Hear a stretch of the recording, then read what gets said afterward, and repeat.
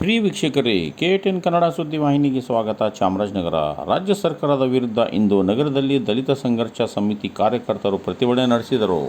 SCP, TSP ಯೋಜನೆ ಹಣವನ್ನು guarantee ಯೋಜನೆಗಳಿಗೆ ಹಾಗೂ ಇತರೆ ಯೋಜನೆಗಳಿಗೆ ಬಳಸಿಕೊಂಡಿರುವುದನ್ನು ಖಂಡಿಸಿ ಹಣವನ್ನು ವಾಪಸ್ ತುಂಬಿಸುವಂತೆ ಆಗ್ರಹಿಸಿ ಇಂದು ಪಟ್ಟಣದ ಭುವನೇಶ್ವರಿ ವೃತ್ತದಲ್ಲಿ ರಸ್ತೆ ತಡೆದು ದಲಿತ ಸಂಘರ್ಷ ಸಮಿತಿ ಕಾರ್ಯಕರ್ತರು ಪ್ರತಿಭಟನೆ ನಡೆಸಿದರು.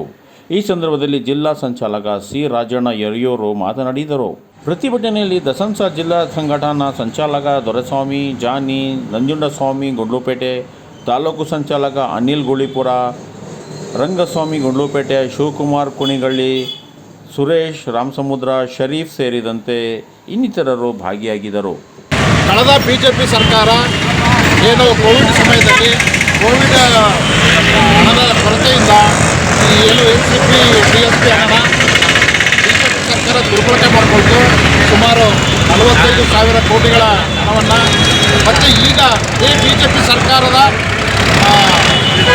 ಧೋರಣೆಯನ್ನು ಈಗಿನ ಕಾಂಗ್ರೆಸ್ ಸರ್ಕಾರವೂ ಸಹ ಆಗಿನ ಸಿದ್ದರಾಮಯ್ಯನವರೇ ಈ ಒಂದು ಯೋಜನೆನ ಅನುಷ್ಠಾನ ತಂದಿದ್ದು.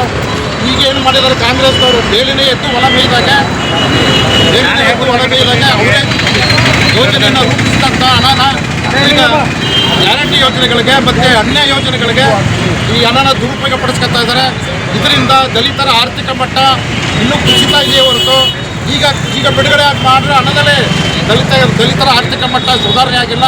ಅಂತ್ಯದಲ್ಲಿ ಈ ಯೋಜನೆ ಹಣಗಳನ್ನ ದುರ್ಬಳಕೆ ಮಾಡ್ಕೊಳ್ತಾ ಇರೋದ್ರಿಂದ ಈ ರಾಜ್ಯಾದ್ಯಂತ ಎಲ್ಲ ಜಿಲ್ಲಾ ಕೇಂದ್ರಗಳಲ್ಲಿ ದಲಿತ ಸಂಘರ್ಷ ಸಮಿತಿ ಉಗ್ರವಾಗಿ ಕಟ್ಟುತ್ತದೆ.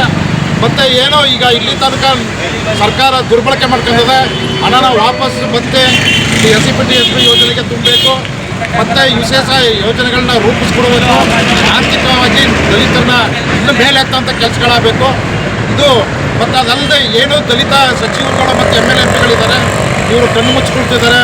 ಈ ದಲಿತರ ಏಳಿಗೆಗಿರ್ತಕ್ಕಂಥ ಹಣನ ಬಳಕೆ ಮಾಡ್ಕೋಬೇಡಿ ಅಂತ ಹೇಳೋಂಥ ಶಕ್ತಿ ಇಲ್ಲ.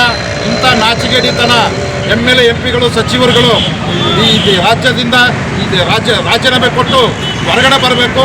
ಇಲ್ಲ ನಿಮ್ಗೆ ತಾಕತ್ತಿದ್ರೆ ನೀವು ಸರ್ಕಾರಕ್ಕೆ ಎಚ್ಚರಿಸಿ ಈಗೇನು ದುರ್ಬಳಕೆ ಆಗದ ಹಣನ ವಾಪಸ್ ಕಳಿಸ್ಬೇಕು ಅಂತ ದಲಿತ ಸಂಘರ್ಷ ಸಮಿತಿ ಚಾಮರಾಜನಗರ ಜಿಲ್ಲಾ ಶಾಖೆಯಿಂದ ಒತ್ತಾಯಿಸ್ತಾ ಇದ್ದೀವಿ.